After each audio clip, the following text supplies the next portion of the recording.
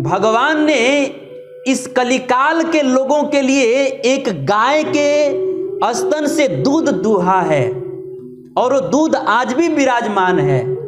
तो कौन से गाय से उन्होंने दूध दुहा है? तो भगवान वेद व्यास जी कहते हैं कि ये जो 108 उपनिषद है ना, ये 108 उपनिषद ही गाय है। और इस 108 उपनिषद रूपी गायों को भगवान श्री कृष्ण ने अपने हाथ से दुहा है। और जब दुहा तो दूध निकला, वो क्या है? तो वेद व्यास जी कहते हैं कि भगवान ने उपनिषद रूपी गाय को दुहा तो उसमें से गीता रूपी दुग्ध निकला है।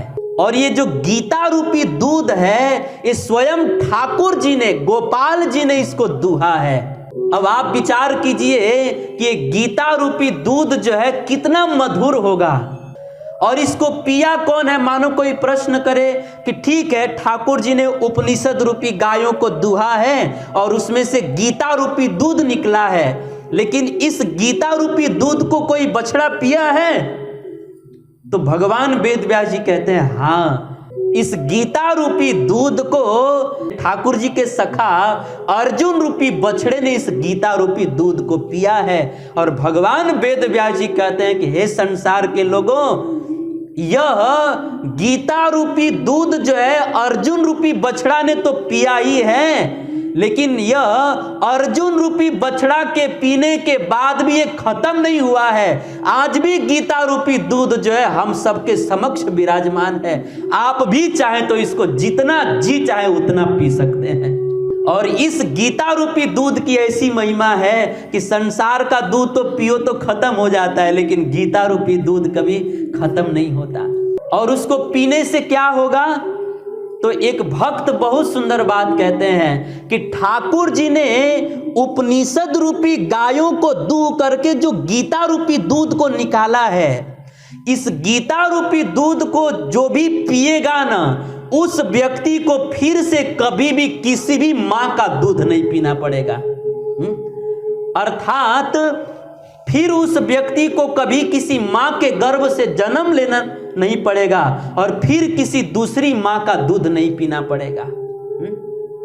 आदमी संसार में बार बार जन्म लेता है और बार बार किसी मां के गर्भ से जन्म लेता है और बार बार आज इस जन्म में हम सुअर हमारी मां बनी तो सुअर का दूध पिए, किसी जन्म में गधई हमारी मां बनी तो गधई का दूध पिए, किसी जन्म में कुतिया हमारी मां बनी तो कुतिया का दूध पिए, किसी जन्म में मनुष्य कोई स्त्री हमारी मां बनी तो मां का दूध पिए। तो इस तरह से अनंत जन्मों से हम सब लोग दूध पी रहे हैं, लेकिन भगवान कृष्ण ने उपनिषद रूपी गाय को दूह करके जो गीता रूपी दूध निकाला है, इसको कोई व्यक्ति पी ले तो फिर उसे किसी भी मां का दूध नहीं पीना पड़ेगा। अर्थात वह जन्म मृत्यु के चक्र से मुक्त हो जाएगा। इसीलिए एक भक्त बहुत सुंदर बात कहते हैं कि हे ठाकुर जी, मैंने तो सुना था आपका नाम गोपाल है और मुझे दूध की प्यास लगी थी, मुझे दूध पीना था, तो मैं सोचा कि आपका नाम गोपाल है, आप गायों का पालन करते हैं, आपके घर पे 9 लाख गायें हैं, तो मैं सोचा कि आपके घर पर हमको दूध मिल जाएगा और हमारी प्यास मिट जाएगी। लेकिन ठाकुर जी, आप कैसे अद्भुत हैं आप कि मैं आपके पास आया था दूध पीने के लिए, लेकिन आपने तो दूध पिलाया नहीं, उल्टा हमारी मां का भी दूध हमसे छीन लिया।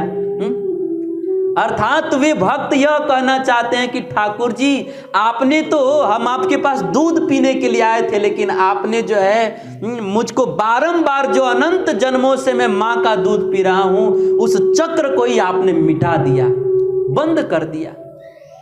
अर्थात जन्म मृत्यु के चक्र से मुक्त कर दिया। तो कहने का भाव यह है कि हमें जो है गीता रूपी दूध को पीना चाहिए। और अभी कार्तिक महीना चल रहा है, तो कार्तिक महीने में गीता पाठ श्रवण करने की बड़ी महिमा है, इसीलिए इसे गीता को पढ़ना चाहिए, श्रवण करना चाहिए। लेकिन बड़े दुख की बात है, लोग गीता न पढ़ते हैं न सुनते हैं। एक बार मैं सच घटना बता रहा हूँ, बंबई में मैं एक सज्जन आदमी के घर पर गया था, तो वहां पर मैंने क्या देखा कि एक छोटा सा बालक है ना, गीता में पैसा छिपा रहा था। तो मैंने पूछा, गीता में पैसा क्यों छुपा रहे हो? तो बच्चे ने कहा कि महाराज जी हम का बताई, हमारा घर में ये वैसन किताब बन जो केहू ना पढ़ेला यही से ना हम इनमें पैसा छिपाओ तनी, ताकि केहू देखबे ना करले तो पैसा मिलबे ना करी। तो लोग गीता से इतने दूर हो चुके, कभी पढ़ते नहीं, पढ़ना चाहिए।